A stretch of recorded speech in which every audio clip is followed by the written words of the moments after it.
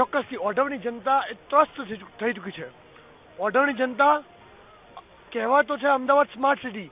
એ smart સિટીની અંદર અમદાવાદના ઓઢવ વિસ્તારની અંદર પીવાના પાણી માટે લોકો તરસે છે. એ સ્વચ્છ પાણીના માટે લોકો તરસી રહ્યા છે. ઓઢવમાં ઠેર ઠેર એ ગટરવાળું પાણી લોકોને પીવા માટે આવે. ઓઢવની અંદર રોડ રસ્તાની હાલતો બિસ્માર થઈ જાય. ઓઢવમાં એક પણ સરકારી શાળાનું નિર્માણ નથી થયું. ઓઢવમાં એક પણ સારા સરકારી દવાખાનાનું નિર્માણ નહીં થયું.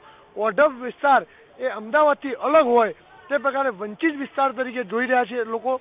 ત્યારે ઓઢવ અને ખાસ કરીને અમદાવાદ પૂર્વ અને પશ્ચિમનો જે ભેદભાવ છે, આ ભેદભાવ સામેની અમારી લડાઈ છે. ઓઢવની જનતા જાગી ચૂકી છે. ઓઢવની જનતા પરિવર્તનનું મન બનાવી ચૂકી છે. ત્યારે કોંગ્રેસ પાર્ટી અમારા જેવા સંઘર્ષશીલ યુવાનોને અને આવા ઉમેદવારોને તક આપી છે. ત્યારે જનતા વધાવી રહી છે, આશીર્વાદ આપી રહી છે. કારણ કે હર હંમેશા અમે લોકો માટે લડ્યા છીએ. એક ખારીગેટ કેનાલને અંડરગ્રાઉન્ડ કરવા માટે લડત હોય, ત્યાં પણ અમે લોકો લડીને એ 1200 કરોડનો પ્રોજેક્ટ મંજૂર કરાવ્યો હોય. એ પોલ્યુશનથી મુક્ત કરવાની વાત હોય ત્યારે પોલ્યુશનની સામે લડત લડ્યા હોઈએ. એ ઓઢવની અંદર રોડ રસ્તાઓની બિસ્માર હાલત હોય તેના માટે લડ્યા હોઈએ. એ શિવમમાં 1300 બેઘર થયેલા ગરીબ પરિવારોને પાછા ઘર અપાવવા માટે લડ્યા હોય. તમામ મુદ્દે અમે લોકો માટે લડ્યા હતા. આજે લોકો અમારા માટે લડી રહ્યા છે. ઓઢવની જનતા લડશે, ઓઢવની જનતા જીતશે.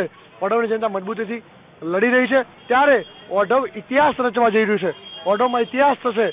કોંગ્રેસની પેનલ જીતશે અને આ ભેદભાવની સામેની અમારી જંગ છે તે વધારે મજબૂત બનશે. કપિલભાઈ, જે પ્રકારે અહીંયા વાત કરીએ, સ્લમ વિસ્તાર ખૂબ જ વધારે આવેલો છે. તો એ સ્લમ વિસ્તારના લોકોની જરૂરિયાત જે છે તે શુદ્ધ પાણી હોય છે, પણ એ શુદ્ધ પાણી જ નથી મળ્યું અત્યાર સુધી. તો જો આપ લડી રહ્યા છો તો એ લોકોને શુદ્ધ પાણી અપાવશો? ચોક્કસથી. નલ સે જલ ને ભારતના ખૂણે ખૂણે પાણી પહોંચાડવાની મોટી મોટી બણગા ફૂંકતા અને મોટી મોટી ફાંકા ફોજદારી કરતા લોકો ઓઢવમાં આજે પણ ડહોળું પાણી આવે છે. સ્લમ વિસ્તારોમાં પાણી માટે તરસે છે લોકો. આજે ઓઢવમાં ટેન્કર રાજ ચાલે, ટેન્કરોથી પાણી મંગાવવું પડે. આજે પણ તમે જુઓ સ્લમ વિસ્તારોમાં તો ત્યાંના મહિલાઓને એ બેડા લઈને, ડોલ લઈને પાણી ભરવા માટે દૂર દૂર સુધી જવું પડે છે. ત્યારે આ સ્પષ્ટ રીતે આ ભેદભાવ, ઓઢવની જનતા ભેદભાવ સામેનો જંગ છે.